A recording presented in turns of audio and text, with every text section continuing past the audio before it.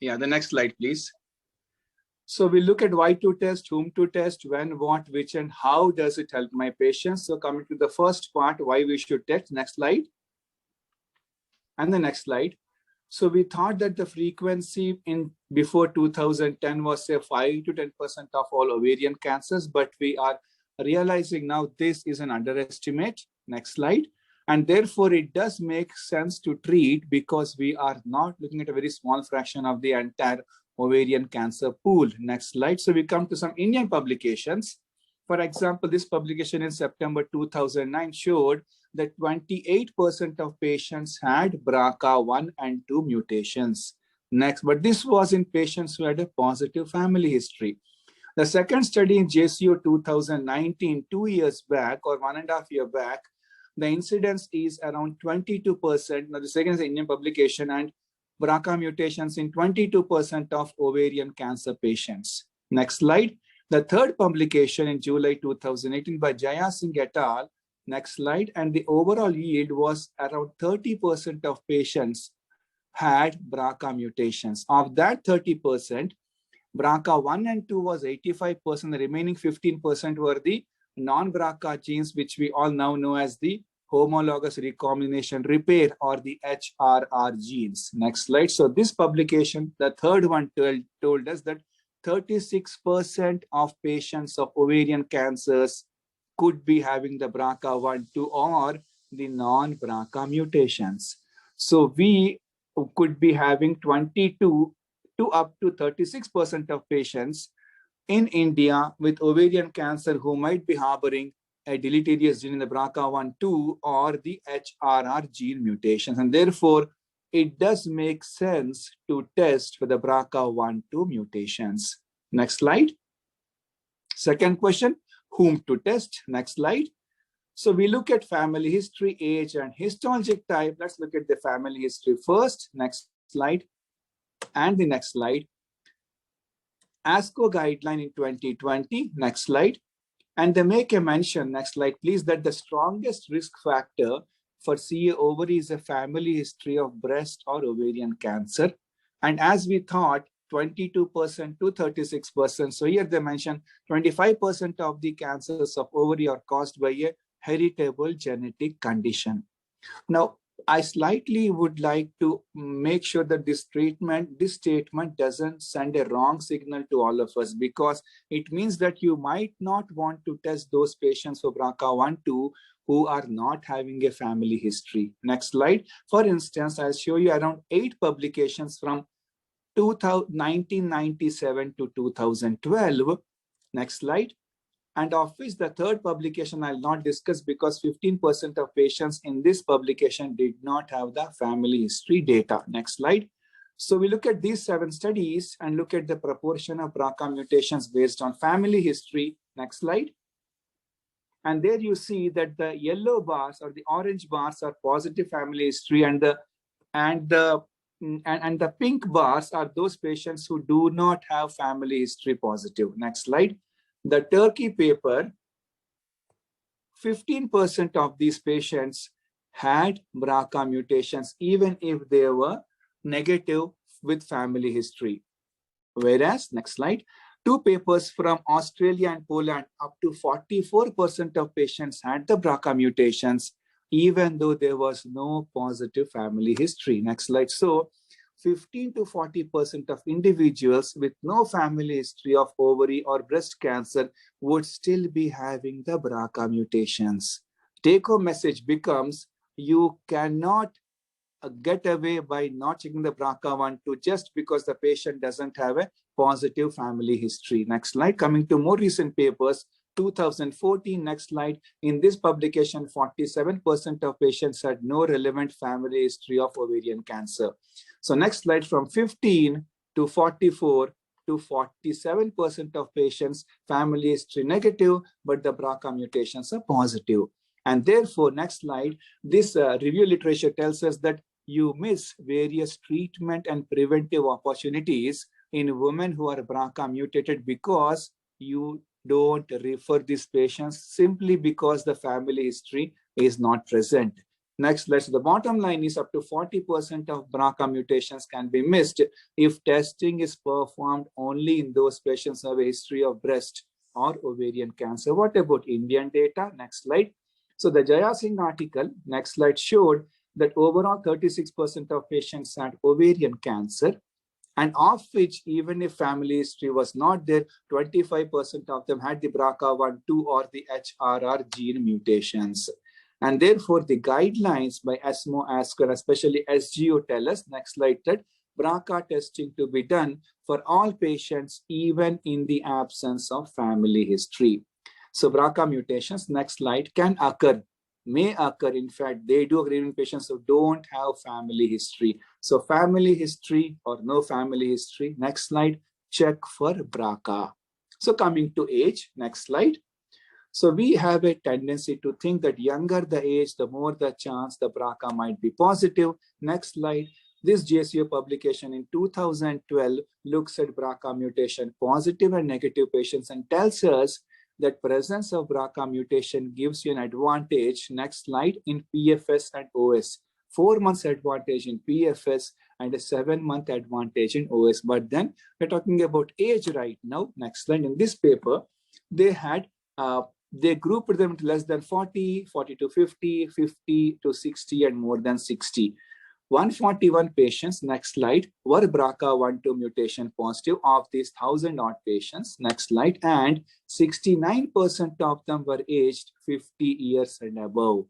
So age more than 50 years, 69% of patients in this study who were BRCA positive were actually aged more than 50 years. Next slide. I told you about the previous article of 2014 by Song et al. Next slide. 71% of patients in this study were aged 50 years or older at diagnosis. So thinking that younger age, more the chance of finding the BRCA mutation would be inappropriate. Next slide. Coming to the Indian publication by Jaya Singh et al. Next slide.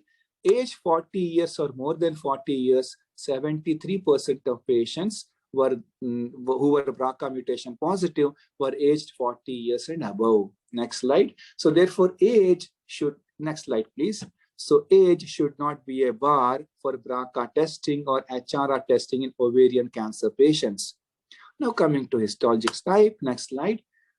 We all tend to believe that the high-grade serous ovarian cancers are the one which have the highest chance of getting the BRCA mutations, and that's true. But then, to a lesser extent, low-grade serous ovarian cancers, endometrial cancers, and other histologies also could harbor the BRCA mutations. Next slide. This JCO publication in 2012 from the Australian study group, next slide, looked at their incidence, and they did not take patients who were business or borderline cancers. Next slide. So of the 1,001 patients, 114 BRCA1-2 mutation positive. When they looked at the histologies, next slide, serous cancer, 16.6%. Next slide, 22.6% was the incidence in those patients who were having high-grade serous ovarian carcinoma. So definitely serous cancer, 16.6%. High-grade serous ovarian cancer as high as 22.6%. Next slide. A separate study also looked at the high-grade serous carcinoma of the ovary. Next slide. And the incidence was, next slide, 31.4%.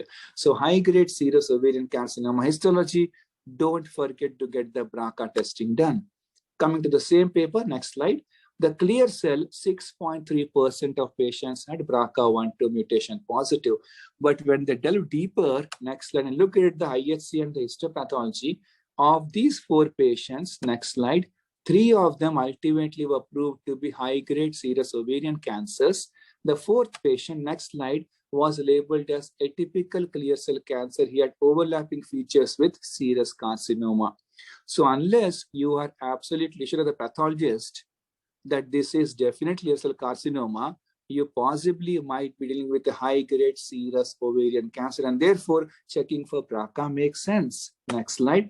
And so coming to endometrioid, 8.4%, which means 10 patients in this study with endometrioid histology had the BRCA mutation positive. 8 of them on subsequent IHC review with pathology were found to be having serous or unspecified adenocarcinoma. So as you see, it is the serous histology which has the highest chance of having the BRCA mutation, but you might be missing endometrioid or clear cell histology, which actually might be a serous cancer. So all histologies do check for the BRCA mutations. Coming to mucinous, the incidence is like 0. Next slide. But the 2.5% of these patients may be having the homologous recombination repair pathway alterations. So to conclude, next slide, we know highest frequency is with the high-grade serous ovarian cancer, but other histologies also have appreciable rates of mutations, and up to 20% of mucinous ovarian cancers may have germline somatic mutations, which confer deficiency in the mismatch repair genes. Coming to third point, section 3, next slide. So when to test? Next slide. The ASCO, next slide, please. The ASCO guidelines tell us check it at diagnosis, and so do, next slide, various other guidelines from Australia, from France, Germany, Italy, Spain, and the recent guidance statement tells us that check for BRCA testing at the diagnosis. Whenever you see the patient on that day, you please get the BRCA testing and also check for the HRR gene mutations. Next slide. So we answered 3 questions. Three more questions are remaining. Section 4 will talk about, next slide, what to test. Should we check the germline or should we check the somatic or the tumor?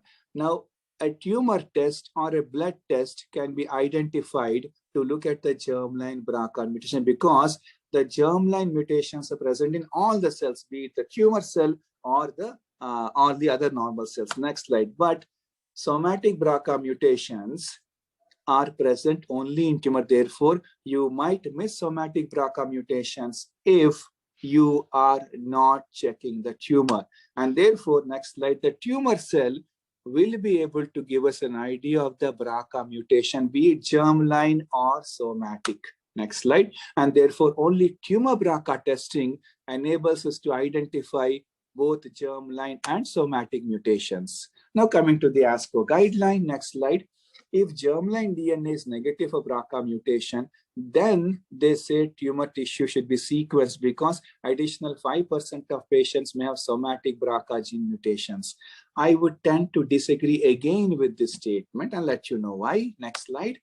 Because the incidence is not 5%, it's actually as high as 9%. 5 publications here, somatic mutations frequency is from 5% to 6 to 7 to as high as 9%. Next slide. So 20% of ovarian cancer patients have a germline BRCA mutation, an additional 5 and as high as 9% of patients may have a somatic BRCA mutation. So 29% of ovarian cancer patients in their tumor would be harboring a BRCA mutation. Next slide.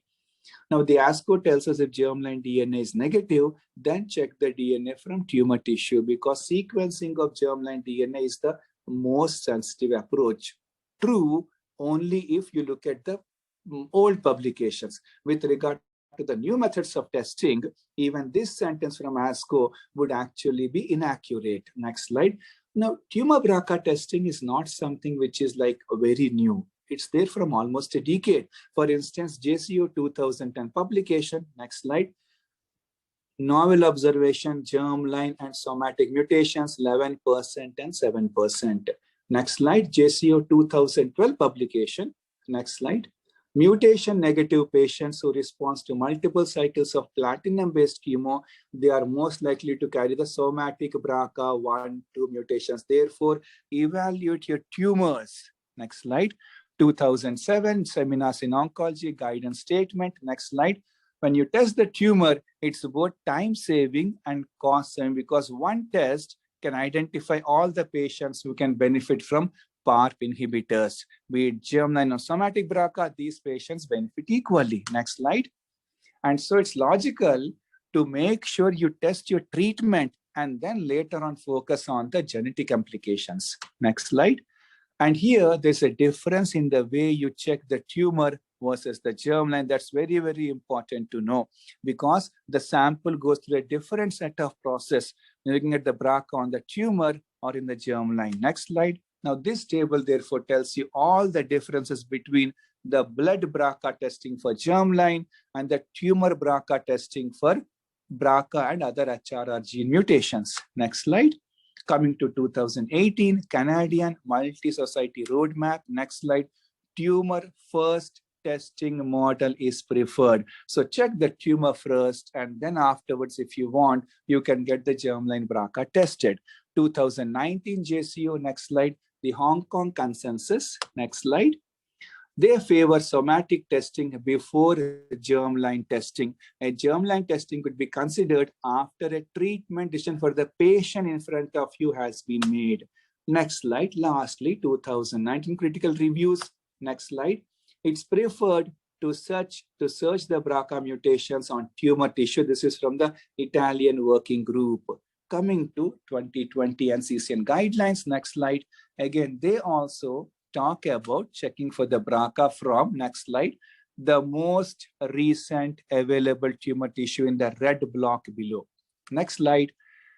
And so therefore, this statement that you might miss 5% of germline mutations if you use tumor somatic mutation results to determine that sequence germline DNA in the Asco guideline also needs deep thinking, because even this would be a inappropriate statement. I'll let you know why. Next slide. Next slide, please. So this article looks at the tumor BRCA test, and it has a success rate of 99.1%. This is a recent article of 2020. Next slide. So what they tell us is the concordance tumor and germline BRCA is as high as 87.1%.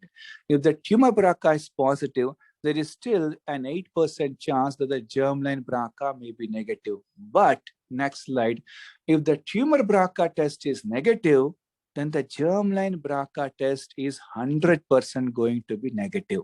So it's important that when you check the tumor BRCA, you are not going to miss the germline BRCA mutation. Next slide. So this is the journal of the NCI article, which looks at the universal tumor DNA BRCA1-2 testing. Next slide. And the reason why the previous ASCO statement spoke about the germline and tumor having some difference was because in the NEGM publication, the germline BRCA was tested by the myriad or BGI, and the tumor was by the Foundation Medicine. But in this publication, next slide, they checked the tumor BRCA and the germline on the same Thermo Fisher platform. And when you do that, then you will not be able to miss the germline BRCA mutations, even though you check the tumor BRCA first. Next slide. And therefore, the conclusion is universal tumor BRCA1-2 testing in all ovarian cancer patients who are newly diagnosed is feasible, effective, and appreciated by all of us. Tumor testing DNA is the first step, will double the identification rate of patients who stand to benefit from PARP inhibitors. Next slide. So last two questions of my talk. Next slide. Which test?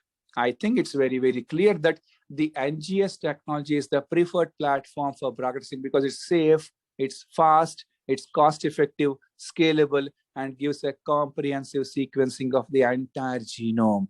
And you will not miss the long gene repeats as well. Next slide.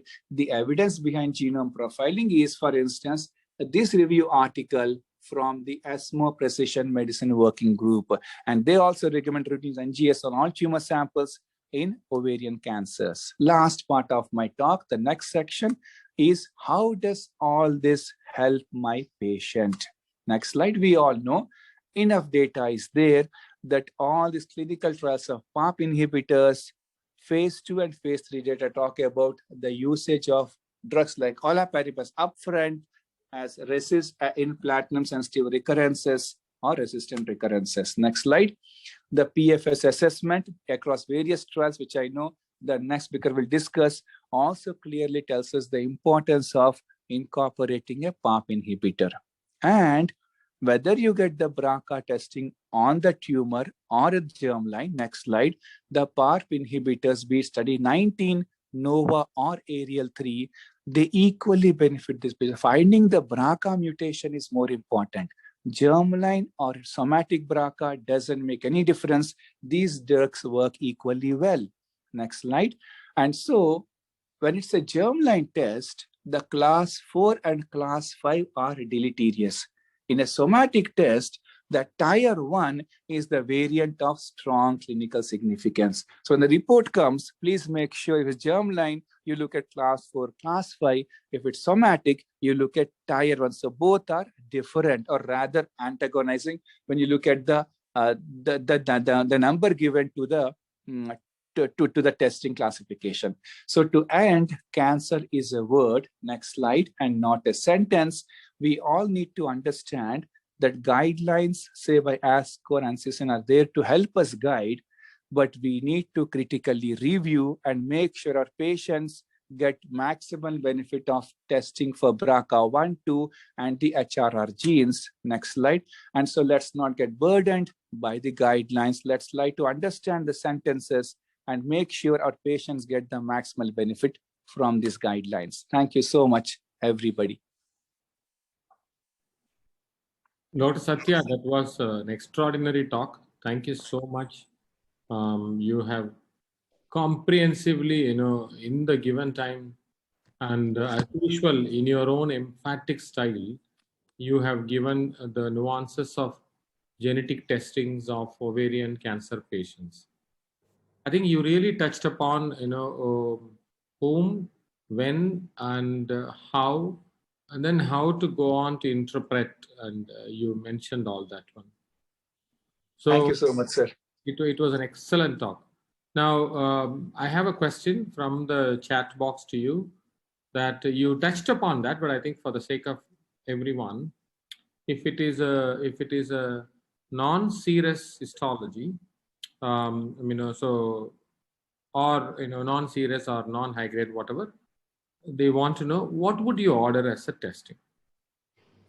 So I think nevertheless, nonetheless, and regardless, get your patient tested for BRCA1, BRCA2, and the entire HRR gene panel.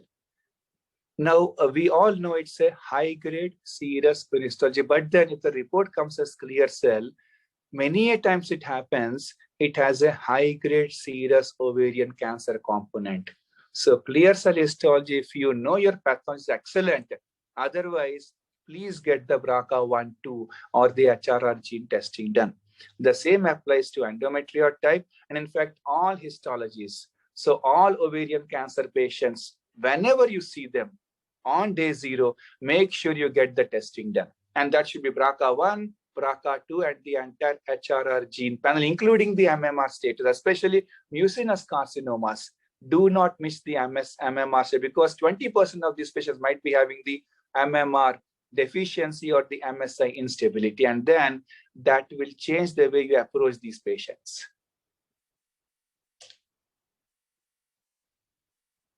So you're muted, sir.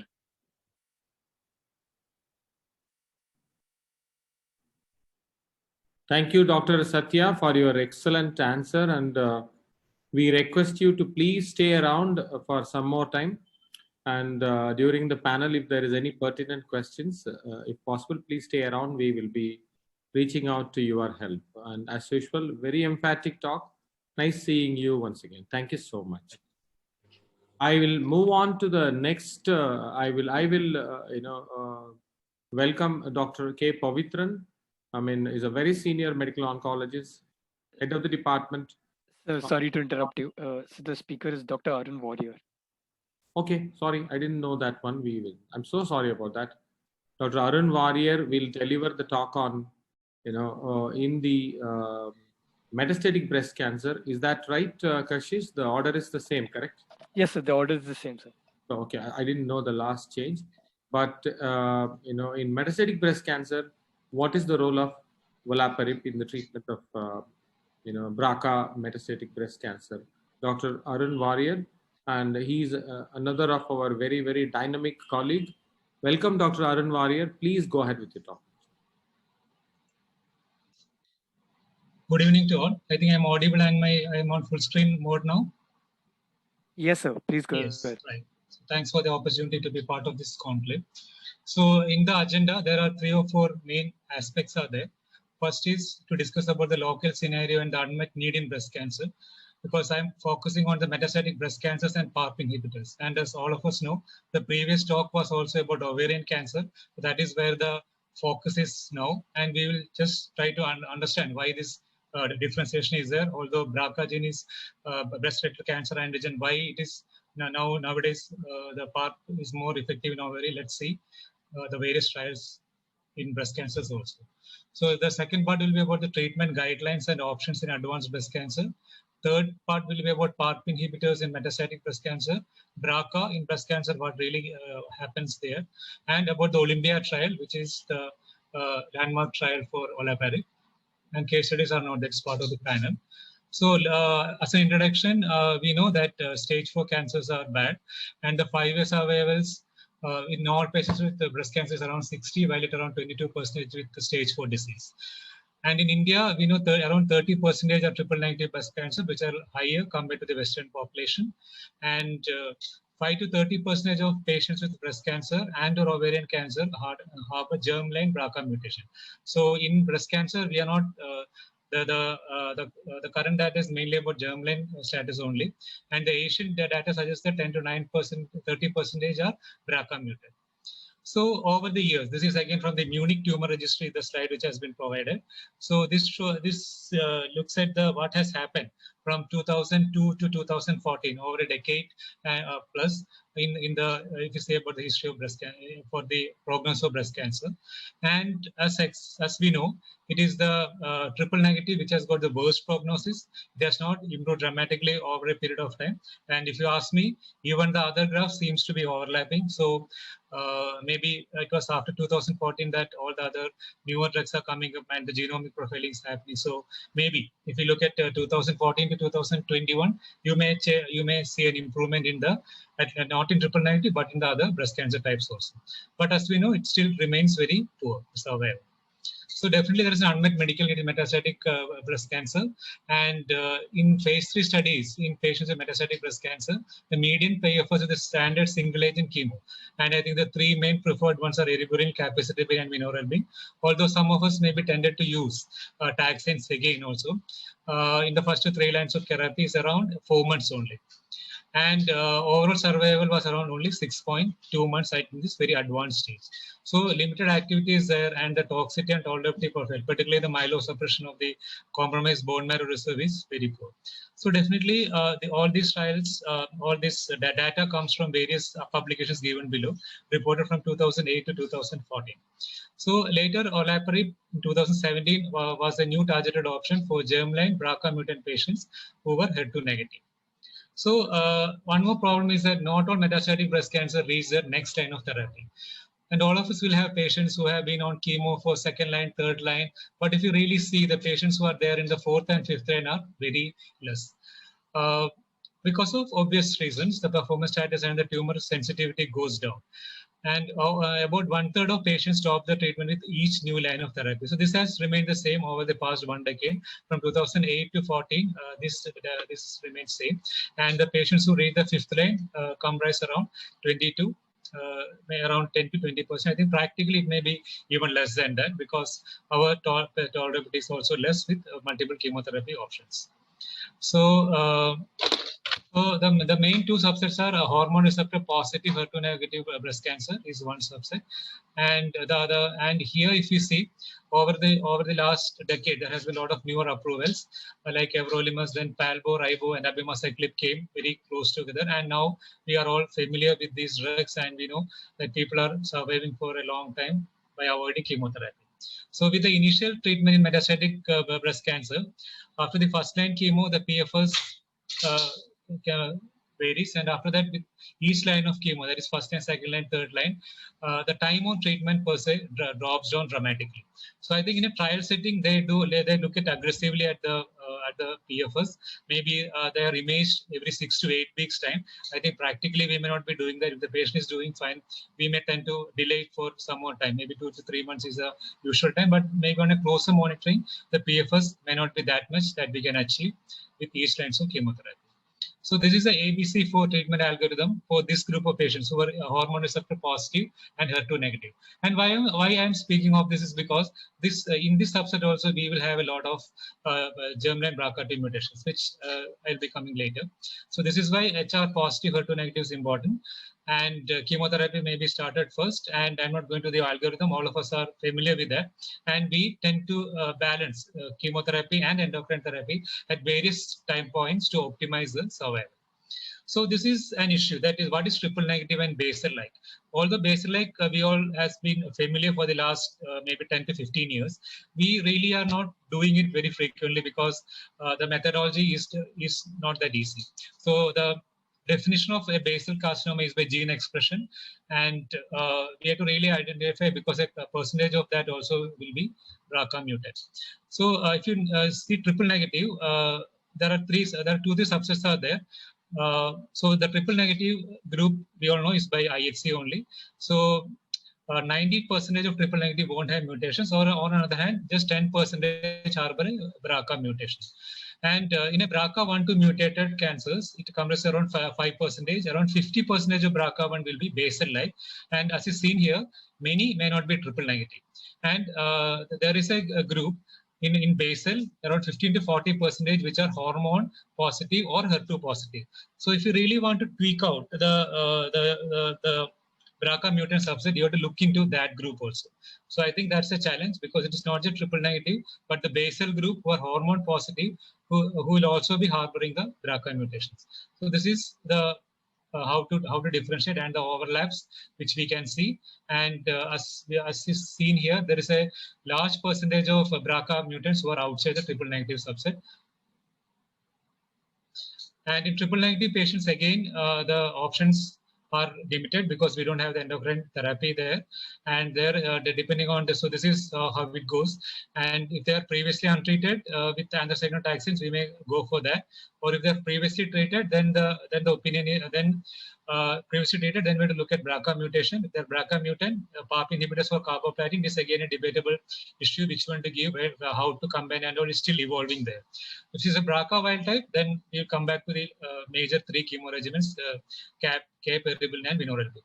And I'm sure that eribulin was not a frequently used drug by many of us, but now with generics coming in, I think the use of that is also going up. So this is just options. All of you are aware of the various options available. So this is about the treatment guidelines and options. Now, BRCA, I think today's crowd knows very well about BRCA, so I'm skipping this. First hit, second hit, double stranded breaks, single stranded breaks. We have heard a lot about this. So women who have inherited mutations in the BRCA1 or who have inherited risk of breast and ovarian cancers is the one whom we have to really look for that. And they account for around 20 to 25% of hereditary breast cancers and 5 to 10% of all breast cancers. And 46% of BRCA1 and 52% of BRCA2 will be diagnosed with breast cancer at some point. And again, these BRCA2 mutants are the ones who may be hormone receptor positive also. So that is the way to look for that. And tumors without functional BRCA require PARP. So that is the basis of PARP inhibitors. And it's a potential target. So coming to the Olympiad study, which was published in NEJM in 2017, the initial one, the target population included HER2 negative metastatic breast cancer. They could be either hormone receptor or PR positive or triple negative breast cancer. As I told before, we have to look for germline BRCA in them also. Prior chemotherapy, patients had received, and anthracyclines and taxanes they could have received, and less than or equal to 2 chemotherapy in a metastatic setting. So the other one was for the adjuvant setting. Most of the patients would have received an anthracycline taxane. Hormone receptor, their hormone receptor, they should be progressed on more than or equal to 1 line of endocrine therapy, or may not be suitable for that. Then prior platinum use was actually accepted.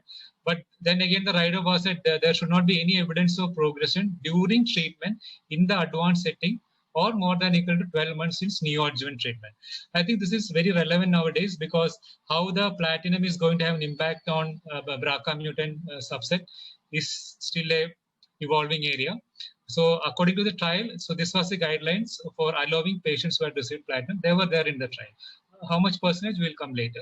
So Olaparib was on one side, and it was a 2:1 randomization, and the physician choice was 3 drugs, which were the standard things. The primary endpoint was PFS. The key secondary endpoints were the time for second progression, OS, response rate, safety and tolerability, like the usual trials. So coming to the patient baseline characteristics. So this is the main chart, and I'll be picking up the main things here. So the first one is about the hormone receptor status, positive or negative. So they were well balanced, 50-50 were there in the both groups. Whether there were new metastatic breast cancers or not. Actually, 12% only were new metastatic cancers, and how they were relevant, it's very important as we go ahead.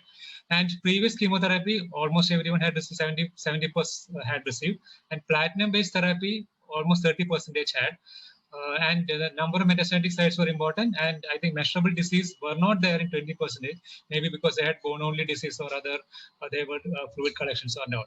So only 80% had a measurable disease in these subsets. So so this is about the baseline characteristics. So 50% were metastatic triple negative breast cancers, like I told before. 30% had received chemo. Then 70% had not received platinum-based chemotherapy. So these are the three main points from the Olympiad study. Okay. So the primary endpoint was the PFS by a blind, independent, centralized review. So that was the main thing here. So but the median PFS was 7, and there was almost a 40% improvement. That is why the hazard ratio is 0.58 with Olaparib, while in the treatment efficient it was just 4.2 months. And PFS of 6 months was 54 versus 32. And I think one important is that at 1 year, almost double were leaving who were given Olaparib. The median duration of follow-up was similar between the two arms. And the OS was came later in 2019. St. Antonius it came, where the Olaparib, the OS was not statistically significant. So this was one of the main things which has been told against this trial. The same thing applied to the other PARP inhibitor trials also. But there are many reasons for that, which we'll see later. So this is about the OS in the various groups at 6 months, 93 versus 85. And if you see at 18 months, it was almost 54 versus 48%. So the main one of the reasons told was about the crossover for these patients.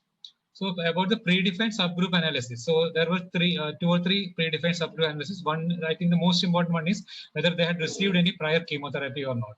So the answer was no. That is just they had received just first line for a metastatic breast cancer. That is where the OS is showing a striking difference. Hazard ratio is 0.5, and it was 22.6 versus 14.7 months. So this is one group where we have to really focus. And whether they received platinum or not, it may not, they did not receive, it was almost same. They had received also, the hazard ratio was 0.83. And hormone receptor positive status, Olaparib and Fisher choice was same.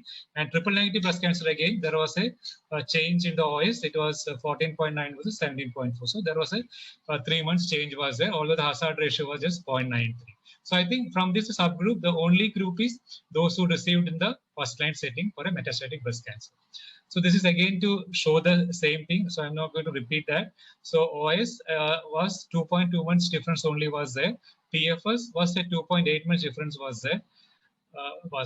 Okay. And the one thing, because it came in 2017 when people are worried about the toxicity, so safety was a major thing here.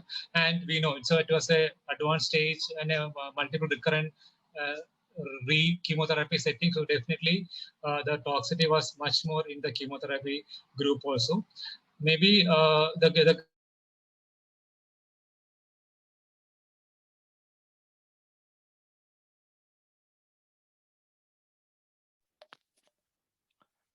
Arun sir?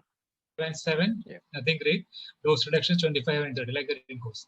So, and one more thing is that median duration of treatment was 8.2 months for those on PARP, while it was on chemo. People stayed on the treatment for a very less period of time. So what was the side effect? As expected, the myelosuppression was the main issue with chemo.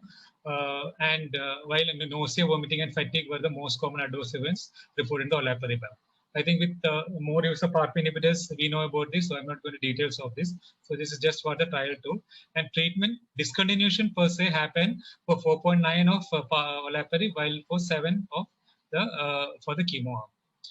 And 13% of patients were ongoing treatment at the time of data cutoff, which included 17.6 of Olaparib and just of the chemotherapy arm.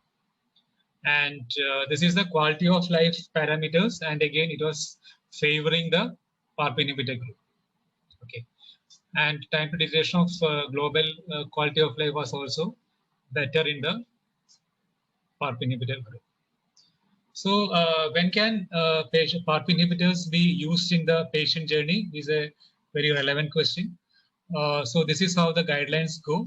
I think from the analysis of these trials, we know that maybe it is better used if they're given in the first line setting. So it is a new treatment option for the patients who are metastatic breast cancer with a germline BRCA mutation. So the benefit, if you want to speak, is a 42% reduction risk of disease progression over the comparative drug, and in the there's a almost 50% reduction in the risk of death when it was administered as a first line over chemotherapy. It is supported by the secondary endpoints like response rates and overall survival, marginal benefit also. Side effect profile is well tolerated, and it is consistent with the safety profile of Olaparib. As a conclusion, we can tell that it is a positive, there is a benefit risk profile of Olaparib in germline BRCA mutation, and definitely oral therapy can provide patient convenience. So maybe we should know how to really titrate that based on side effects so that more people get the benefit with less toxicities. It definitely demonstrates the activity of Olaparib beyond patients with ovarian cancers, but still the people who criticize the trial tell that it was the problem was it was an open-ended trial, and the comparative arms were entirely the chemotherapy groups were different. It was a very heterogeneous population also. So I think what we should understand is that we should choose correctly the patients if we try to give it early, and we should also try to titrate the dose based on toxicities. So that's all. Thank you. Dr. Arun, thank you very much. It was once again a very beautiful lecture. I think you have touched upon the most relevant points on how to incorporate PARP inhibitors in the metastatic breast cancer setting. So we have a question from the chat box, and the question goes like this. We heard the recommendation when to test in ovarian cancer. So what will be your recommendation whenever you see breast cancer? When do you want to test for BRCA1 and 2 gene? And the second question also asks about, unlike the ovarian cancer, is there an exploratory option on maintenance with PARP inhibitors in mutated patients? I think now when I try to review the literature in metastatic, more than the metastatic settings, I am seeing more of trials in the neoadjuvant and adjuvant settings. And I think a lot of, one of the PARP inhibitors has shown almost a 50% pathological response on its own. So that shows in a germline BRCA mutant, it can have an impact on its own. So that is proven as of now. So I think it has proved that merit. So definitely adjuvant trials are ongoing, and combination with chemotherapy is again an active area of interest. And triple negative immunotherapy is coming up in a big way. So trials are looking at combination with immunotherapy drugs also. So I think combination with the various drugs is the way ahead for PARP inhibitors. And when to test for all triple negative breast cancers, for young patients less than 40 years of age, these are the subsets which I practically test, although there are more indications also. But what I again understand is that there is a lot of basal subtype which we may miss when we restrict to this. So again, why this basal has not become practically feasible, I would like to know from you, sir. Why we are not able to really categorize the basal subgroup correctly? I think that's a complicated question. I mean, I don't profess that I know the answer for that. But I think you touched upon the emerging area of interest, like the unanswered questions are, where exactly is the PARP inhibitors going to sit in the neoadjuvant setting and in the adjuvant setting? That will be a very, very interesting area as it emerges. And again, even in triple negative, even in in patients whom we have proven BRCA gene mutations. Again, we are tremendously confused about various applications of platinum and so on and so forth. I think it is kind of, we are all trying to grasp and see how to place these drugs in a very, very beneficial manner for the patients. Thank you for your excellent lecture. Once again, I would also request you to please stay around if there are any more questions directed to your talk. Thank you so much, Dr. Thanks. Thank you. And I'll be also very, very privileged to introduce our third speaker, Dr. Amit Rothan. He is another very senior medical oncologist from Bangalore. And Dr. Amit is going to focus on the paradigm shift in the management of advanced ovarian cancer. He's going to talk about a very interesting data set from SOLO-1 and PAOLO-1. And then how do we take it forward to our day-to-day clinical practice relevant now. Dr. Amit, we are very, very keen to listen to you. Thank you, Dr. Raja. Good evening, everyone. I thank Dr. Raja and the organizing committee for giving me this opportunity, for having me here. So we've heard two wonderful talks. We've heard how we're going to test and why we're going to test, whom we are going to test, and we have heard about the role of PARP in breast cancer. So what I'll be talking about is we'll be touching upon ovarian cancer and the evolving paradigm shift happening in relation to these two big landmark trials. So we know there's a significant unmet need for newly diagnosed advanced ovarian cancer. Now we've seen that in clinical practice, about 75 to 80% of our patients always present to us with advanced disease. We rarely see patients with early stage disease. Most of our patients will end up with being in stage 3 and a few of them in stage 4. And we know when we treat them with platinum-based therapy, we have a median PFS of somewhere about 12 to 18 months is what we talk to our patients. And we have seen data that about 70% of our patients would relapse after the first 3 years. And 5-year disease, a 5-year survival has been somewhere about 38 to 40% is what we used to talk about. Now, we've worked hard. It's not that the whole oncology community, the gynec oncology community has really worked hard to improve these results. And I could touch upon a few things that everyone has done and everyone does in clinical practice. Bevacizumab came in a few years ago, and bevacizumab was added to chemo to try to improve this progression-free survival. And yes, with the GOG 218, it got approved, though we had the ICON 7 results also. And with 218, we added bevacizumab to our high-risk patients. But remember, it was a PFS benefit and not an OS benefit. The OS benefit was only for the high-risk patients, and the PFS benefit was a hazard of about 0.72. Now, we also saw dose-dense chemotherapy, and the Japanese data was very impressive. I love that data. I actually jumped onto the dose-dense regime, and I am a big fan of dose-dense chemotherapy even today, though I know there's ICON data which says there is no benefit. But again, I personally believe we are Asians and maybe we have something of the Japanese biology. So I am a big proponent of dose-dense chemo in my center. But again, if you remember, the PFS benefit with dose-dense chemo versus conventional chemo, you had a benefit about 0.7. So you did have a benefit, but the hazards are again somewhere there. Intraperitoneal chemo. Now again, I always talk about this because again, we are a big IP and HIPEX center. If Manipal Hospital, Bangalore, we do a huge number of HIPEX. We earlier used to do a lot of IPs. So intraperitoneal chemo, first line after chemo, and giving it both IV, IP. We did this for many years. And I believed again, there was a benefit. I still believe there's a benefit, but it was too complicated to do. There are a lot of complications with doing IP, and it is difficult in most centers to replicate that IP data. But again, what was the hazard? The hazard of benefit in PFS was 0.75. And lastly, now we've seen recently the HIPEC data. We at our center has picked up HIPEC first line in a huge amount of patients, but that's the way we are because we have a good experience and we are doing it. But if you remember the HIPEC trial, it's only a single trial. And again, hazards are only in these ranges. So you clearly see you have added benefit, but your hazards, the amount of benefit you're adding is limited. And you want to get better. And you keep thinking, how can we get better? So this is what happens to most patients. You get this PFS, your patients do well for about 1.5 years, and then most patients progress. And then we know that in second line, we give the second line chemo, we again get response. And we are very confident in second line, they will respond again. It's the sustenance of response which becomes a problem. And then they progress again, then we get third line, and then we go on to fourth line and fifth line and so on, till almost all our patients of ovarian cancer, they succumb to intestinal obstruction, peritoneal metastasis, and that's the way they die.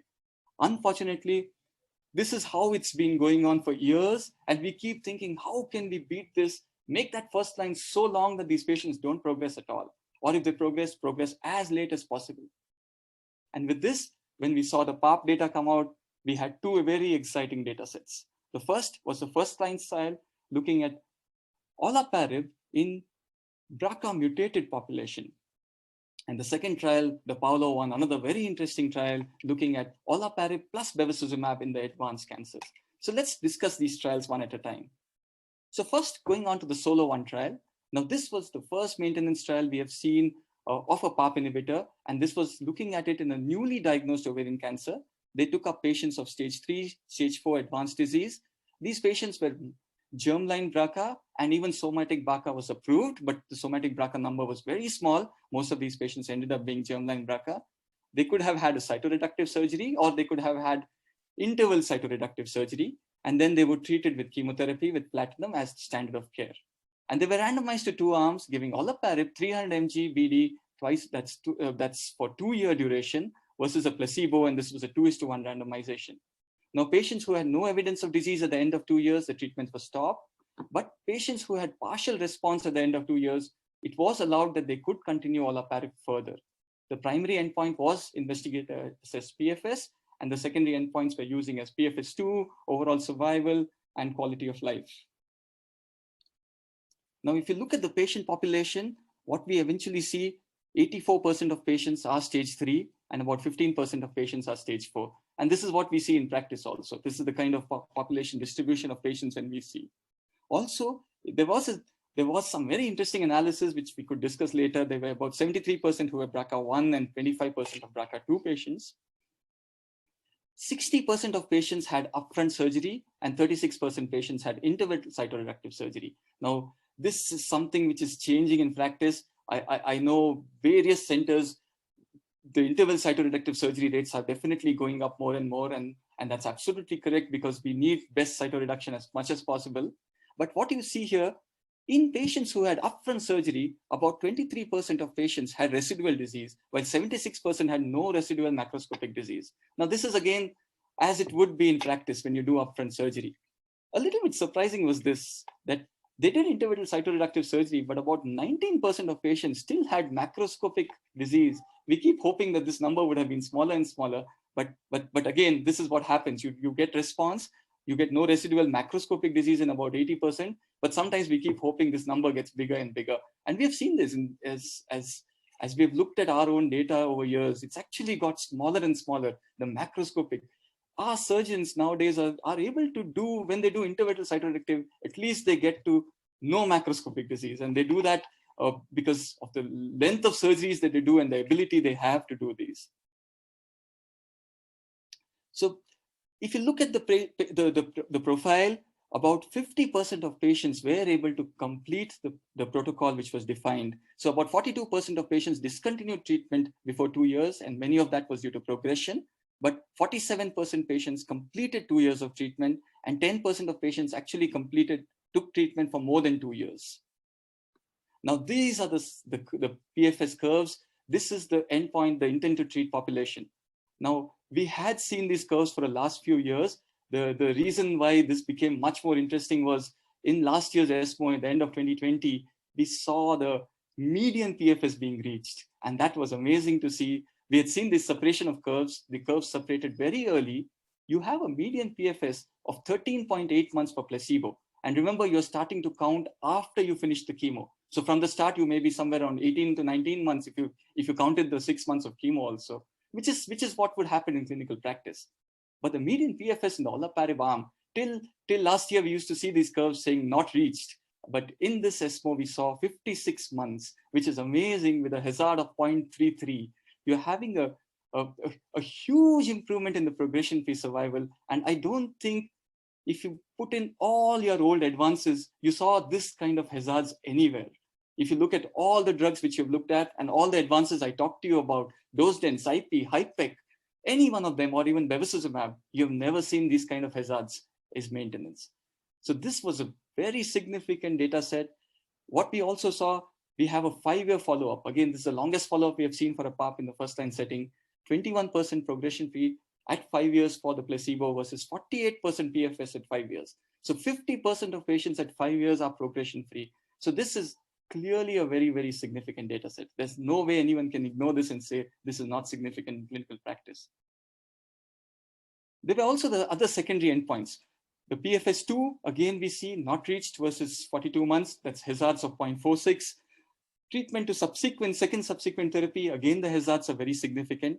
The overall survival, we obviously, this is 5 years follow-up and we have not reached any of the data sets for the OS. So we do not have any OS data as of now. And I think with time, we'll see this. Now that is something very interesting, but to me, in my mind, if I have a hazard in the PFS of 0.3, there is no way I will not get OS benefit. I think it should be there and it should be very significant, but that's something very interesting. Let's wait and watch with time.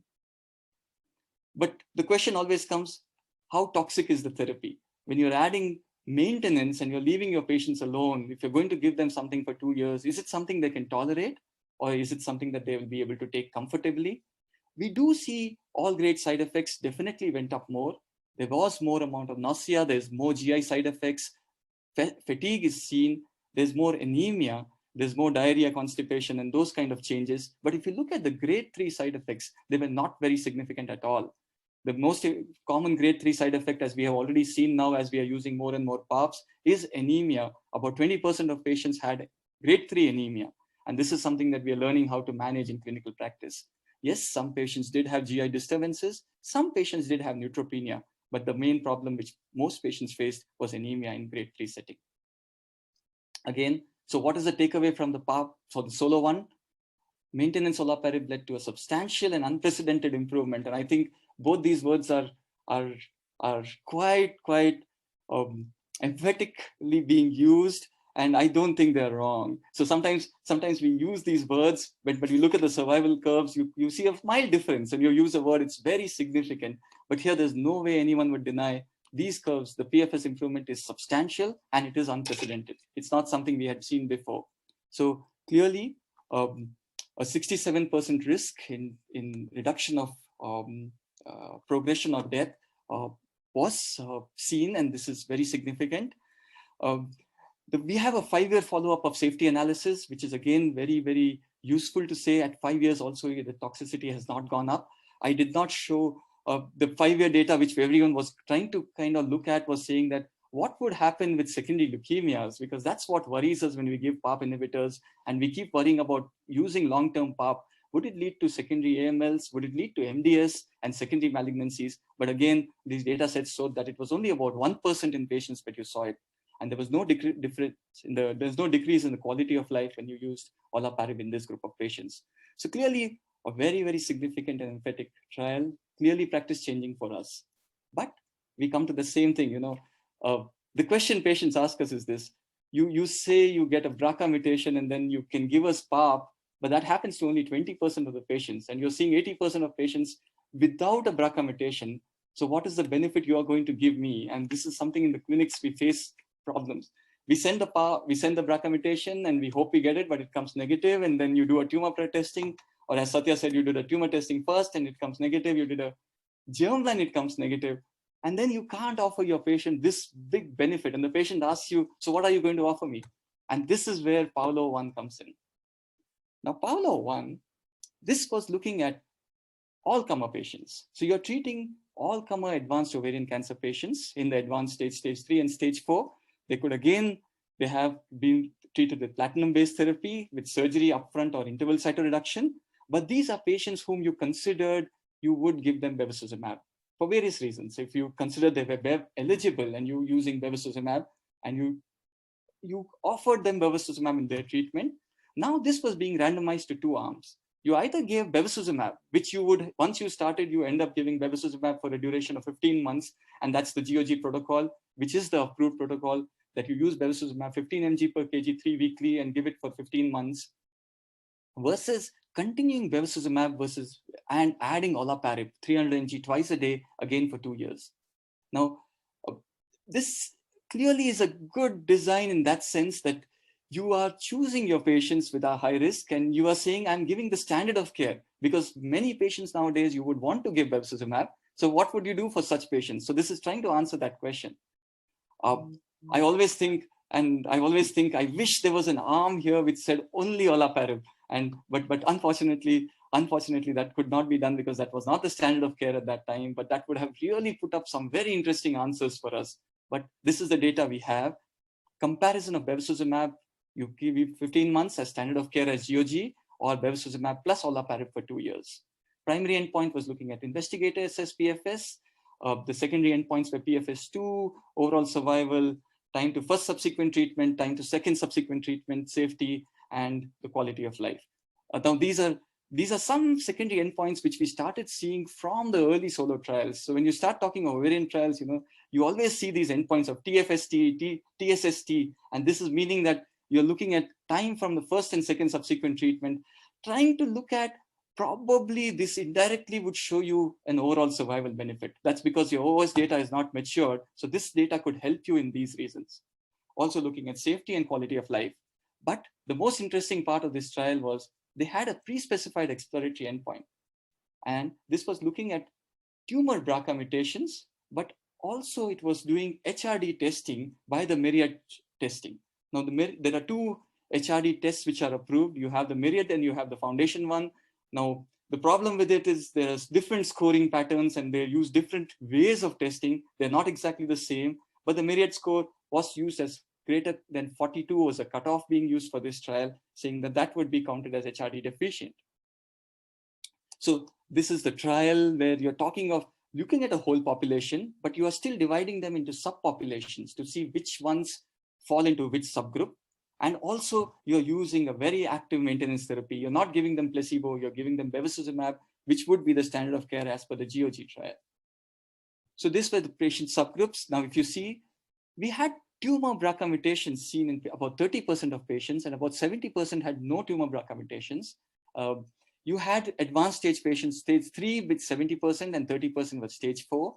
Now, again, as it is reflected in clinical practice, 50% underwent upfront surgery, 42 had interval cytoreductive surgery. But again, you see the same distribution that even if you had interval cytoreduction surgery, about 29% had residual macroscopic disease. So these are high-risk patients, and these are patients you would definitely want to give bevacizumab, because that's the subgroup where Bev has not even given you a PFS advantage. It has also showed some overall survival advantage in that subgroup where you had large macroscopic disease. So this is the way the data came out. The discontinuation rates were 62% versus 72%. But I think more interesting for us when it is we look at this in terms of survival curves. So look at the PFS. This was the primary endpoint. You saw a clear improvement from the 16 months in the bevacizumab arm to 22 months in the Olaparib plus bevacizumab arm. And this is a hazard of 0.59. And this is the whole population. So you have everyone there. There are patients who are non-BRCA, and there are patients who are BRCA, and there are patients who are HRD. So this is the whole population together. We have not divided that here. Now, so this is, again, if you look at all of it together, if you see the hazards, you're not as good as what you saw in solo, but you're really better than what you saw even with Bev addition to chemotherapy when you look at the Bev trials originally. Now, this is the hazards of all the subgroups, and you see that the benefit was maintained in all subgroups, whether you treated patients on stage 3 or stage 4, whether you had interval cytoreductive surgery or upfront surgery, whether you had response or you did not have response, though you see some movement in the partial response patients, but it's still, that subgroup is, there was a benefit still seen in most of your patients. So almost all subgroups were reported that there's a clear benefit in hazards. So coming to the interesting subgroup, which we talked about, you divided your patients into HRD positive and HRD negative in this trial. Now, I know everyone here is an expert and everyone is treating patients, but I would like to use this terminology, we keep using these words HRD, and sometimes we keep talking to everyone saying HRD, HRD, HRD. And so sometimes my resident asks me, what is this HRD which you keep telling? Can you explain it to me in simple words? So I say, you can say it as homologous recombinant deficiency, but the simplest of things is it just means that you have a repair, a problem, and a double-strand DNA repair just cannot be repaired. That's the simplest of things. There is some defect due to which a double-strand defect does not get repaired in the cell. And that means you are HRD deficient or HRD positive, if you say, in these group of trials. So this patients, 50% of patients had HRD positive by doing the test. And if you divided them on what kind of positivity, 29% had tumor BRCA mutation, and about 19% of patients, they did not have a BRCA, but they have they had HRD positive. So they were, the genomic score was greater than 42. And the remaining 50% of patients were HRD negative. So if you look at the split of the analysis in the intent to treat population, what you're seeing here is there is a benefit, clearly what we saw from the original PFS curves. But now if you divide them, you see the benefit of the tumor BRCA mutation patients. This is a somatic BRCA. Your hazards in PFS is 0.31, which is exactly what you got from the solo one. So this is almost like a solo one acting there, 0.33, 0.31 in the BRCA mutation. Now in HRD positive, and this was very interesting, these are non-BRCA, they are the total BRCA ones. There the hazard is again 0.33. And in the patients who did not have an HRD, there was actually no benefit of adding PARP. So the hazards were 0.92. So what we see here, this is important for us in clinical practice, because we see if patients do not have a HRD deficiency, that's about 50% of our patients, there is no benefit of adding a PARP, at least Olaparib to bevacizumab when you're giving them bevacizumab. Now, this was looking at the non-BRCA patients, and this is where we come to that, so this is looking at risk of second progression in the intent to treat population. So this was a secondary endpoint. Again, we saw that there is a benefit here in the secondary endpoint. Now, this is again not that important, but at least it's something directing us, because we still don't have the OS results from the trial. So it probably helps us in that direction. They also looked at response rates and various subgroups. They looked at the overall population. There is some benefit of adding Olaparib, but they looked at BRCA mutation positive. There's a significant benefit of adding Olaparib to bevacizumab. In the HRD positive, again, there's a significant benefit. In the HRD positive non-BRCA, there's again a benefit of adding Olaparib. And in the HRD negative, there was no benefit of adding Olaparib to bevacizumab. And again, these are just response rates, but we are seeing the same kind of a impression which we got from the survival curves. And this is the side effect profile. The whole concern was when we add Bev for so long, I think initially that was a concern when we were not using the GOG-based regimes, but after some years, all of us became much more confident, and we have not seen any major issues. So 1 year of Bev is fine. So now the worry was, if we add Olaparib for 2 years, what would happen? And again, we saw the grade 3 adverse events. Yes, definitely about 57% patients, but there were about 50% even in the bevacizumab arm, clearly showing that Bev is contributing to many of the side effects which we see. The major side effects we saw were from this trial were hypertension, but that's again due to the Bev which you're adding. But anemia again comes out as 18% grade 3 anemia. Lymphopenia is there, neutropenia is there. And again, the same recurring story. You do get some GI disturbances, but the main problem you face with Olaparib is anemia, and that's what we learn how to manage in our patients. This is very important because this is what we keep discussing whenever we discuss PARPs. What is the risk of developing a secondary AML or an MDS? It was less than 1%. And now we had this was in the primary analysis, you saw it about 1.1%. But what you see again, it's the same in even the PFS2 analysis. So clearly, the risk of secondary leukemias, at least in this setting, is not very bad. It's just 1%, so that's not a major worry, and that's very, very gratifying to see, because we wouldn't want to treat ovarian cancer expecting a survival going more than 5 to 10 years or 8 years, whatever the OS comes at, and you developing a secondary leukemia after 2-3 years. That's something we don't want to see. So this was very gratifying and very good to see secondary leukemia rates only about 1%, and even the secondary new primary malignancies are only about 1%. Quality of life did not deteriorate in spite of giving Bev plus Olaparib. Again, it is maintained well. And this is my last slide. The takeaway message from Paulo, clear benefit. We are seeing the subgroups now. So there's benefit in the BRCA population. Yes, we know that. There's benefit in the HRD population, and that becomes very important in clinical practice. Dr. Satya brought this up recurrently that one needs to test for HRD in ovarian cancer. You cannot just leave on BRCA. Now, whatever algorithm you follow, I know there's a lot of debate. Sometimes we keep debating whether we do tumor first or germline first. Whatever you do, whenever you have both negative, please test for HRD, and that's the message we would like to give. Testing of HRD, there's a clear benefit of adding PARP inhibitors to BEV in this population. And yes, there is no benefit if HRD is negative of adding PARP. So that at least rules out 50% of patients whom you would not offer Olaparib for your patients. Safety is maintained and quality of life also is maintained. With this, I thank everyone and I thank you for this opportunity. Thank you, Dr. Amit. Once again, it was a very emphatic presentation. Thank you. You really touched upon very important practical points and your own dynamics into it. As usual, listening to you is always a pleasure. Thank you so much. There is a question to you, Dr. Amit, from our delegates.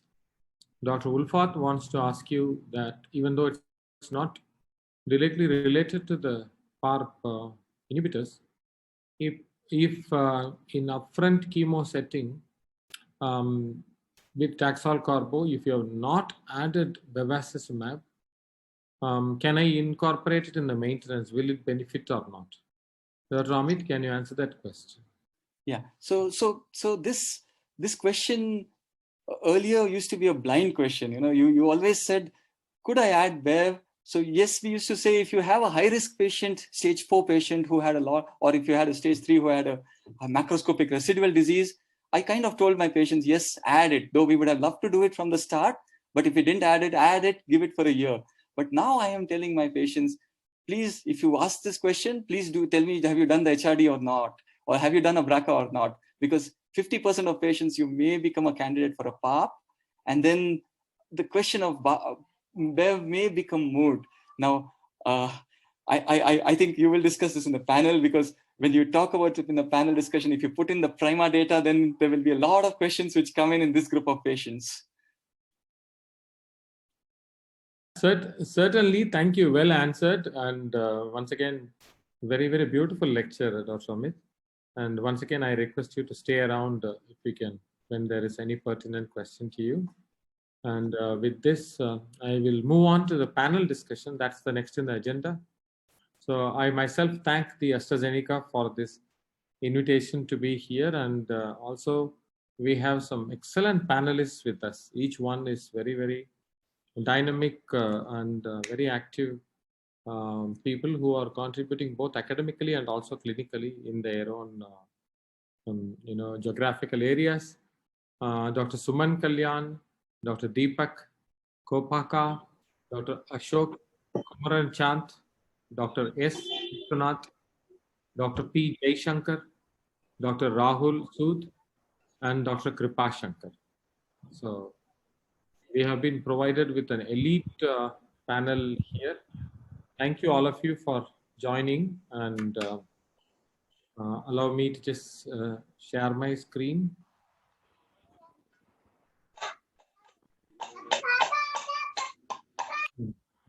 So some kid also wants to join us for the panel discussion. Most welcome.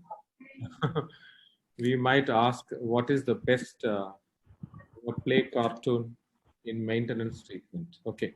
The evolving paradigm in maintenance treatment in ovarian cancer is the panel discussion today. And we all have heard excellent lectures from both Dr. Satya and then Dr. Amit on ovarian cancer, and also as to how PARP inhibitors have extended their domain by Dr. Arun Warrier. But we'll just focus on advanced ovarian cancer and in the maintenance setting. So whether you use upfront surgery or upfront neoadjuvant, finally the burning question today seems to be maintenance. So we'll just directly go to some illustrative patient cases. And Here is a 66-year-old female with abdominal pain and CA125 high, good ECOG performance status, no relevant personal history, has been diagnosed with a high-grade serous ovarian cancer and a stage 3C, and has got a confirmed germline BRCA mutation. The patient undergoes primary debulking surgery, results in complete resection, and then goes for first-line treatment option with 6 cycles of platinum and paclitaxel. So has completed 6 cycles of chemotherapy, and as we know, primary debulking surgery, there was no residual disease. So at this point, as we have listened to various speakers, our mind goes to the maintenance treatment. So I'll begin with Dr. Suman. What will be your maintenance treatment plan for such a patient? Suman sir, you'll have to unmute your mic. Yes, sir. Good evening, sir. So since the patient is already straightforward germline BRCA mutated patient, I'd be tempted to use bevacizumab along with Olaparib for this patient as maintenance. Thank you, Dr. Suman. But we mentioned that we treated this patient only with paclitaxel and carboplatin. We did not give bevacizumab in the primary setting. Unfortunately, we did not give the bevacizumab because we go stage 3C and primary debulking, no residual disease. So we thought probably we did not need bevacizumab, no high-risk features. So I'd be, then it's only Olaparib as Okay. solo one. As per solo one. Yeah. Yes, sir. Dr. Deepak, do you have any difference of opinion? Or No, sir, I would concur with Dr. Suman, and I would like to put this patient on Olaparib after she completes her adjuvant chemotherapy. 4 weeks after she completes that is where majority of the times I start treatment for my patients. Okay, so can you tell me why would you want Olaparib in the maintenance treatment, Dr. Deepak? Sir, the reason being it's a stage 3C disease, and I know this patient has huge chances of the disease coming back in the near future, and putting them on Olaparib gives them a significant time period where they're off the next chemotherapy. In this study, it was nearly nearly 5 years plus where the patient was not exposed to subsequent treatment. And that's one of the major reason why I would like to put this patient on Olaparib right away. And in majority of the cases which I've seen, initial first 3-month period is where they're really finding it difficult to get acclimatized to the medicine. But after 3 months, they tolerate the medicine very well, sir. Thank you, Dr. Deepak. Dr. Ashok, what are the most significant takeaway in Solo 1 which has impressed you? If you are convinced of Solo 1, what is the most impressive takeaways that convinces you to do? And if it's not convinced you, can you say why it has not convinced you? So there's like Dr. Amit said, there is no question, there is no doubt that can be raised against the data in Solo 1 with a hazard ratio of 0.3 and a near tripling of the PFS. There is no doubt that it is the best choice. So for me, the PFS is the most obviously PFS is the most impressive feature of Solo 1. That difference from 13.8 to 56 months. That is something that is unprecedented, like Dr. Amit had said.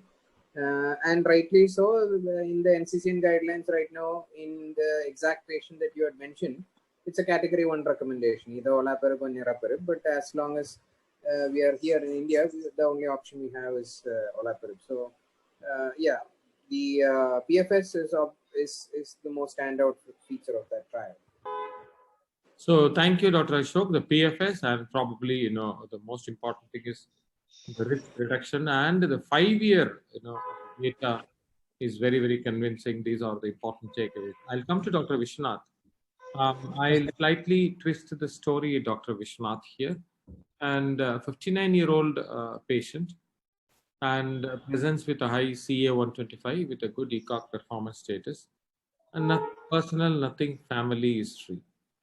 And this patient goes through the diagnostic workup and high-grade serous ovarian cancer, again a stage 3C with extrapelvic and peritoneal disease. But then the patient, as was a routine practice, undergoes a germline BRCA mutation testing, but turns out to be a wild type. Dr. Vishnath, would you want to take this forward, or would you want to go with your treatment plan? So apart from if the germline is wild type, I would also look at whether the somatic is positive. That's number one, because around less than 5%, I think 5% can have somatic BRCA positivity. So that's very important. As the first speaker mentioned, Dr. Dattatreya mentioned, that apart from when you check the tumor, you can check both germline and the somatic, and it's very important to rule out somatic as well. So that's the first thing. And second thing, of course, this patient will require neoadjuvant chemotherapy to start with because of the bulk of the disease. Thank you, Dr. Vishnath. And Dr. Jaishankar, Dr. Vishnath wants to expand the testing. So what sort of testing would you order, Dr. Jaishankar? This patient, I would actually prefer the tumor tissue to be sampled for both somatic and if negative germline mutation testing. And from the data that emerges, we understand that it's not just the BRCA, but it's the BRCA-ness or the homologous recombination deficiency, which would actually make the patient benefit out of PARP inhibitor. So given an option, I would also, if both are negative, germline and somatic are negative, I would also request for an HR deficiency testing in this patient. Thank you. Dr. Jaishankar, I think what you said is right. This patient was extended the testing and then HRD positive by myriad, my choice, test. And as was already pointed out by one of our panelists, this patient goes through the neoadjuvant chemotherapy and achieves a very good response, goes through interval debulking surgery. Has a 0.5 centimeter residual disease. I think Dr. Vishnath wanted neoadjuvant chemotherapy. That's done. And post that also, further follow-up chemotherapy is done. So this is the patient. The two unique thing is that it's a HRD positive, but it's a tumor tissue BRCA was also wild type. And interval debulking surgery done, 0.5 centimeter residual disease, completes treatment option. So slightly a different setting. Dr. Rahul, so are you going to plan your maintenance in this patient, and if so, how? I think you kept the most tricky question for me, and now the patient is BRCA wild type, HRD positive, but I think we have data regarding HRD positive individual, but the patient also has a 0.5 centimeter residual disease post-interval cytoreduction, and then we've given the individual paclitaxel carbo. So I think with the HRD positive, once again, I think this patient should be put on a maintenance Olaparib. This is only because of the HRD positivity and because of the data that we have right now. So I think that is my take. I know many people in the panel will differ. I'd love to hear about them. They may not differ too much, I believe, after the kind of persuasive talks we heard, Dr. Rahul. But if I have to, you said it's a tricky question to you, but then if there is no residual disease at the primary debulking surgery, would that make you comfortable to answer that or not? Yeah. So, I think if there is no residual disease, I think the way to go forward is probably just observe the individual and not give him anything, and probably keep the PARP inhibitor for a later day or something like that. PARP inhibitor for the later day. Okay. Dr. Kripashankar, in this case, where there is a somatic wild type and a germline wild type, but I have a HRD test positive. So would you want to keep it for a later day, or what is your thought on maintenance, Dr. Kripashankar? Hi, sir. First of all, great to see you, sir, again. So, yeah. So again, for this part of it, sir, again, I look at it as patient. If the patient has residual disease, definitely I would look at adding bevacizumab also as part of the adjuvant, and then do olaparib plus bevacizumab maintenance. If the patient doesn't have any residual disease, then I wouldn't contemplate bevacizumab, but I would just go ahead with the adjuvant chemo, complete it, and then offer only maintenance olaparib based on the HRD positivity. And again, I mean, like, probably if I can just take a minute of your time, sir. I mean, like, the key thing here is to emphasize on the difference between HRR and HRD. So they're like almost similar, but not quite. They're slightly different. So one is the cause and the other is the effect. So the HRR is the list of the HRR pathway. Multiple genes can be involved in that pathway, as we've seen about, like, from the BRCA-ness and BRCA-like as well. So any of those, the PAL-B2, ATM, CHEK2, RAD51C, RAD51D, BRIB, BARD1, all of that can be involved in the HRR pathway. And the HRD is the effect of the HRR. So one is the cause and the other is the effect, which we call the genomic scar, which is, and that you can do it by checking for the myriad diagnostics test, and looks at the genomic instability score, where 3 parameters are looked at, which is the loss of heterozygosity, telomeric allelic imbalance, and large-scale transitions. So if you have a score of more than 42, that reflects HRD positivity. So again, I think that's the subgroup where I would really like to look at adding a PARP inhibitor, apart from germline BRCA being positive as well. But in a wild type patient, I really wouldn't want to have, because the magnitude of benefit is much less in that subset. So that's how I would look at putting it in a nutshell. Excellent. Since you have touched upon these points, I can, take it forward for one more question here. Doctor, I don't know if Dr. Amit is still there, but Amit, are you still there? Yeah, I'm there. I know our panelists are currently concerned to extend the benefit of a PARP inhibition to wild type germline, wild type somatic, and HRD also. Look at the PRIMA data, and you have this HRD proficient patient, HR proficient patient also deriving some benefit with niraparib, of course. But then, how do we explain this response in a HR proficient patient, Dr. Amit? Yeah, so this is what PRIMA threw up or confusion. PRIMA seen there is a benefit in the HR proficient patients, though the magnitude of benefit is small. Now, the discussion among the people there was always, they said that probably in testing, we are missing some HRD in this group of patients.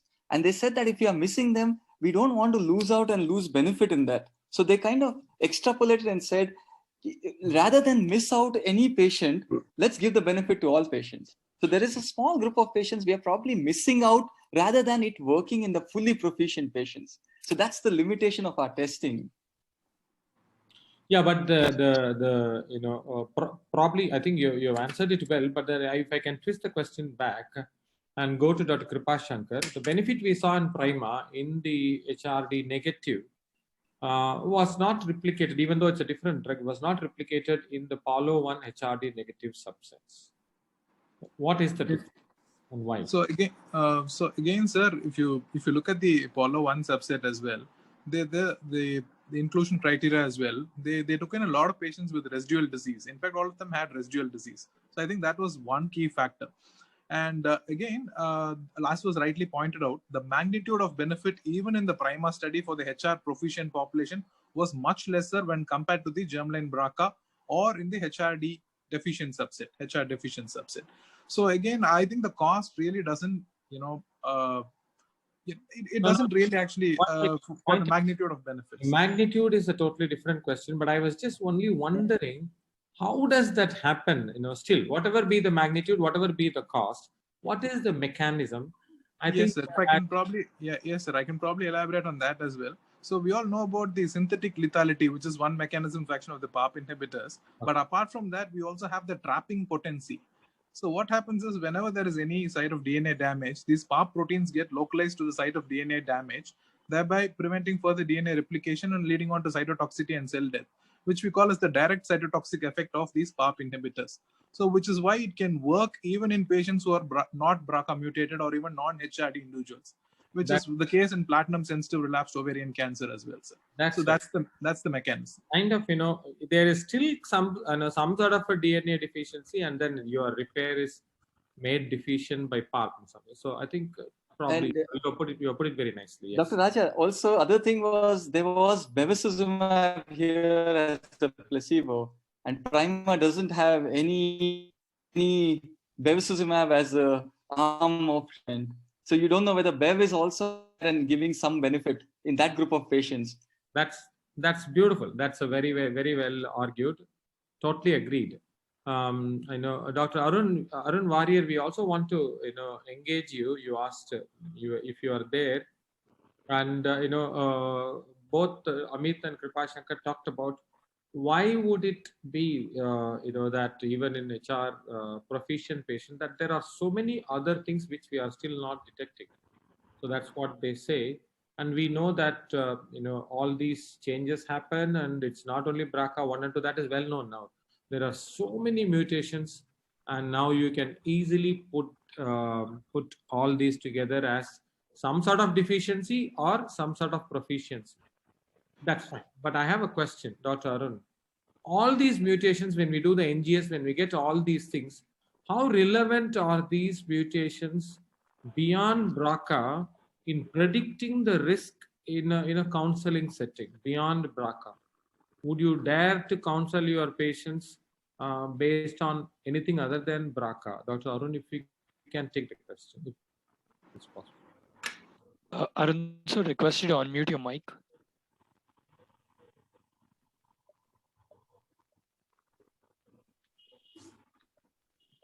If Arun is not there, I'll go to Dr. Vishwanath. But Vishwanath, would you want to say currently if you do an NGS and you get all these kind of values or reports, how do you counsel your patient with regard to risk factor? Well, I don't have much to add to this particular thing. As of now, we are still not sure. Is that a correct answer? Exactly, sir. Okay. No, perfectly. That's exactly what it is.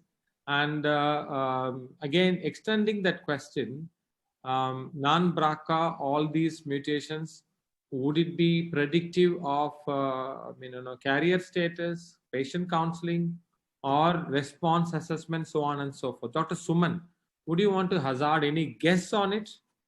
Sir, I would rather take HRD as a single surrogate, the thing that Kripa told, 42 and above. Yes. So rather than taking individual mutation, which I'm not very sure of the. You're not very sure. Okay. At least there is now data set to say that many of these mutations as such, just on your paper report, is not relevant for your decision making, be it response or be it counseling. But as Dr. Kripashankar pointed out, it is the cause and finally the effect. If you can demonstrate the effect, then probably it becomes relevant. This is what exactly the CLEO trial also tries to allude to. And best response to Olaparib with the mutations beyond the known things. So I think that's where it stands. So fine, we'll go to another patient. And Dr. Deepak, this is to you. And this is another patient, 52-year-old with a high CA125 and a good ECOG performance status. And this patient has a wild type BRCA and has got a 4B stage and thoracic metastasis, adnexal cell mass, etc. And HRD is unknown. So what would you do, Dr. Deepak? Yes, I would take this patient for a tumor board discussion and first discuss whether down the lane is this patient even possibly a case for optimal cytoreductive surgery. And if the tumor board decides that it could be operated down the lane in case of a good response, I would go ahead with neoadjuvant chemotherapy and then take up for interval cytoreductive surgery. So you would want to discuss this interval debulking surgery, and that's what is done. And bowel resection. Fortunately, this patient ended up having no residual disease, and then turns out to be, HRD positive. I think the questions would remain the same. Yeah.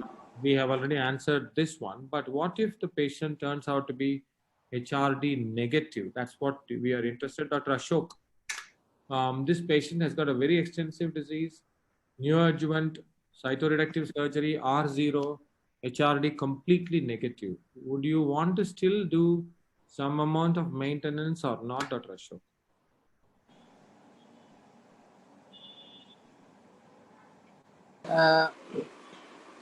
I have a question. Why wasn't bevacizumab offered for this patient? Because they didn't consult Dr. Ashok, they went to a junior doctor. Sir, please, sir. But your point is taken. I don't think everybody, okay, I'll try to answer this question. I don't think everybody routinely adds bevacizumab in the upfront treatment now, as of now, even though, we know about the GOG and ICON 7, and still there is a bit of selectiveness towards bevacizumab. That can be my answer to your question, but your question is relevant. So, sir, let me just elaborate. Basically, in this sort of a patient, this patient has adnexal mass and thoracic metastasis. all negative. My outlook would be that the patient, my outlook would be primarily palliative as of this point of time.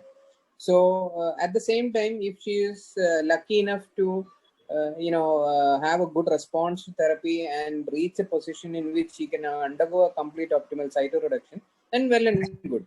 So in that case, I would prefer to have given paclitaxel with the bevacizumab. But putting that aside, anyway, as she has no residual disease, and taking the fact that she has not received bevacizumab, I don't think Olaparib has a role here. It's BRCA wild type.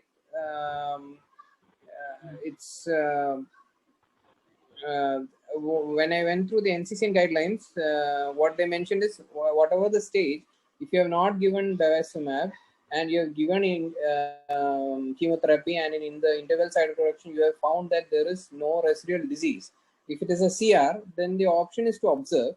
They have also mentioned niraparib, but I don't know on what basis niraparib was written over there. But from a practical point of view, I'd just keep the patient on observation. Fine, fair enough. I think, coming back to this patient, just sticking to our PARP inhibitor theory, I apologize that we didn't put this patient on bevacizumab, so we can't answer you. But PARP inhibitors here, and Dr. Vishwanath, to you. Yes, sir. And, we heard about the HR proficient patient being responsive in the PRIMA, and, Dr. Amit and Dr. Kripashankar tried to explain that. There is one more explanation. Does the concentration of PARP inhibitors matter from a mutant to a wild type? If we can double the dose, triple the dose, where if I can improve the concentration of PARP inhibitors. So as was told, does the synthetic lethality come into play if I improve my dose concentration? Yes, sir. Definitely, there is some data to say that if we increase the concentration, there is some benefit. And also, one more thing to add, I would like to add is that in the study 19 data, there was a small subset of patients who actually were BRCA wild type, and they did receive some benefit with the use of Olaparib maintenance. So in this case, I would still consider Olaparib maintenance, but of course, the PFS benefit was only in the tune of 3 months. So your point is also taken. So there is still some temptation in, having settled the stage with all our eminent speaker that maintenance is the way to go, BRCA is the way to go, and BRCA mutation, whatever form, HRD score, Olaparib is all well set. Now we are trying to look at patients who are not demonstrably BRCA, and so this patient, 62-year-old, cytoreductive surgery, all done, but relapses after 1.5 years, has no mutation, relapsed setting, In this case, what can I do? Dr. Jaishankar. So this is a platinum sensitive relapse. I would actually look at whether there is a second cytoreduction can be done for this patient. If a second cytoreduction can be done, I would opt for second cytoreduction and offer him a platinum-based doublet chemotherapy. And again, since it's a relapsed second line, I would again explore the option of PARP inhibitor maintenance in this patient. You would, this is a what you call that relapsed setting, and this is a post-relapse sensitive patient and has achieved a response in your argument, but has no mutation. You would again consider this patient for a PARP inhibition. Is that right? Yes, sir. Excellent. As was already pointed out by Dr. Vishnath and yourself, I think this is where the set is. Dr. Rahul, are you convinced about, at least in the relapsed setting, anybody and everybody, if they respond once again, at least as long as they are platinum sensitive, PARP inhibitors have a role to play? Dr. Rahul. Yes, I think there is data, and especially in case of platinum sensitive relapse, there is definitely a role of PARP inhibitors, and speakers have talked at length regarding the synthetic lethality, especially in such a patient where probably you will again re-challenge this patient with platinum post either second cytoreductive surgery or wherever you place it. There is definitely a role of PARP inhibitors in such individuals. Fine. So again, as was already pointed out, the study 19 supports that argument. Now we'll move on a little bit into, are there drug-specific factors that we can take it as a consideration in choosing? Dr. Kripashankar, Yes. what about Olaparib and first line and the combination with chemotherapy, Olaparib? And in other words, I'm trying to ask the concept of chemo plus PARP inhibitors based on the Olaparib data. What is your take on this? So again, sir, this is based on the Velia study that was published as well. But again, if you look at the study again, and if you look at the data, people, you won't know whether the benefit is from because of the maintenance part of the PARP inhibitor, or is it only because of the addition along with chemo as well? Because they had 3 arms, and as you've shown there as well. So obviously the chemo plus Olaparib followed by placebo arm did not seem to benefit. So it always had to be chemo plus Olaparib followed by maintenance with PARP inhibitors. So that strategy to me holds good, and I would probably favor the solo one data rather than the Velia data. That would be my strategy, sir. I would look at finishing the chemo and then going on to maintenance PARP inhibitors in somebody with a germline BRCA mutation. Fine, that's what the authors also concluded, that maintenance is the key part according to them. Whether it will be later on supported or unsupported by other studies is fine. But I think that maintenance seems to be still the key word in whatever we are trying to do. Then coming on to the drugs and choices, if we assume that all of these drugs are going to be available, if Dr. Amit is still with us, between all these, if we have the luxury of having Olaparib, Rucaparib, or we have the Niraparib, but Amit, today would you choose what is the best maintenance drug that you want, that you can tell us, Dr. Amit? I think if you look at again, it's like the same CDK4/6 story. If you start looking at the curves and the hazards, they're almost similar to each other. But I would still say we have a lot of experience with Olaparib now, and even the data has the longest follow-up. So when you have these long follow-ups, you kind of are much more comfortable using the drug. And as I did say in my talk, anemia has been always the major concern for us. But the most scary thought is whether we'll develop a leukemia or not. But eventually, Olaparib has become a very go-to drug because that's been easily accessible to us, and we have now years of follow-up. Yeah, what is the rate of MDS and leukemia in this long-term set now? So this was very this year in 2020 we saw that data coming out from Solo 2, which was a little surprising. They saw 8% of leukemia and MDS, but there was 4% even in the placebo arm.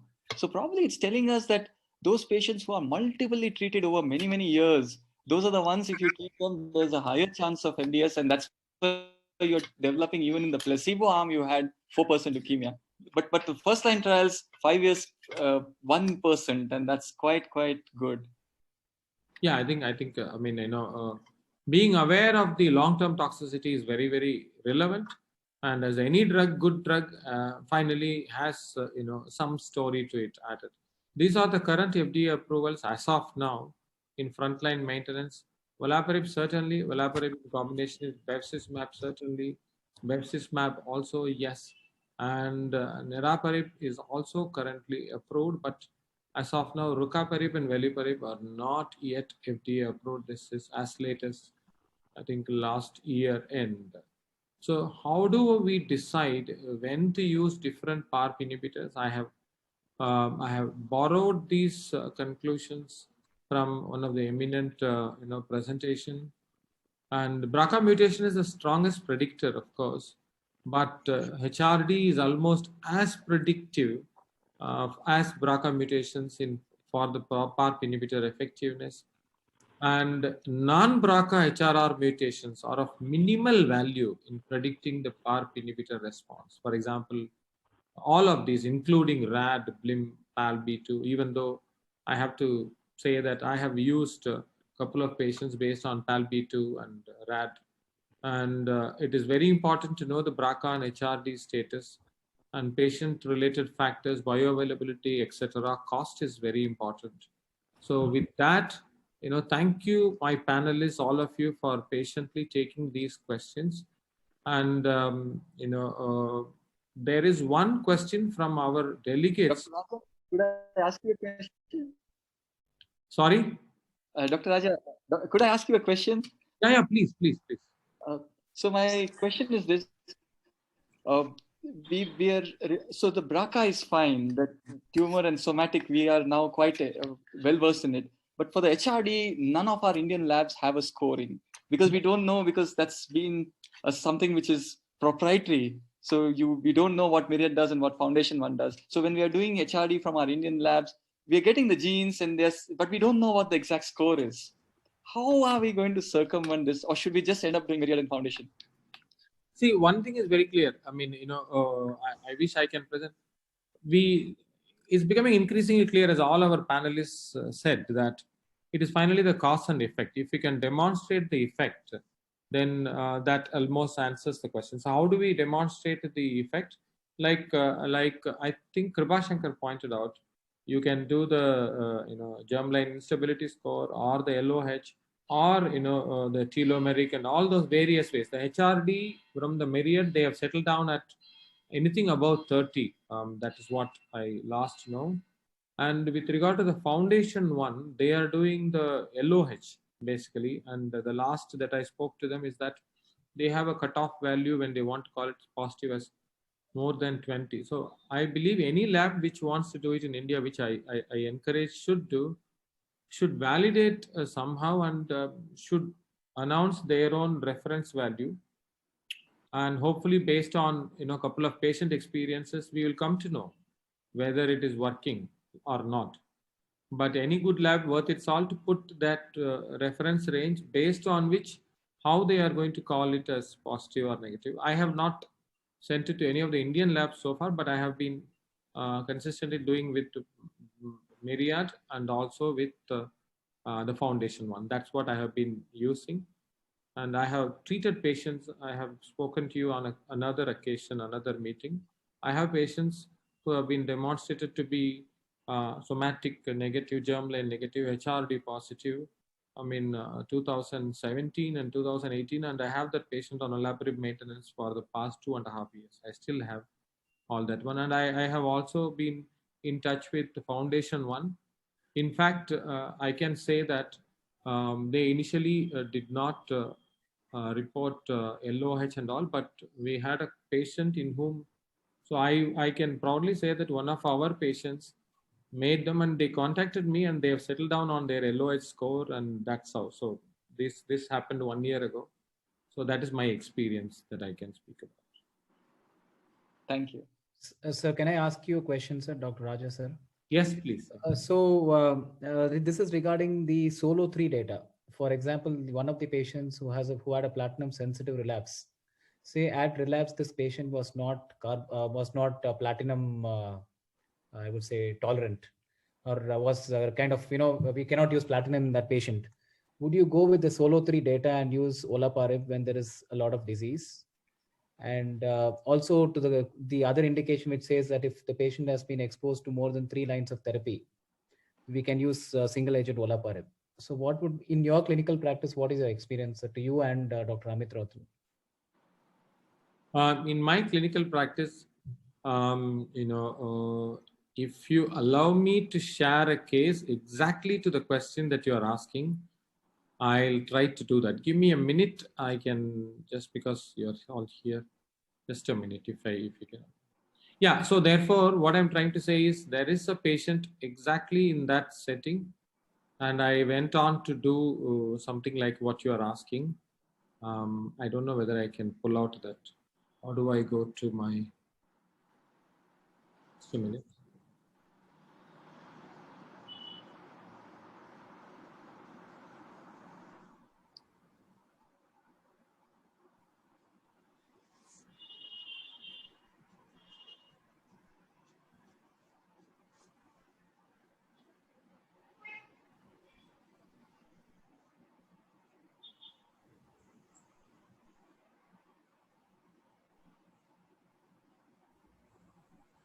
This was from another meeting, but this is where it goes.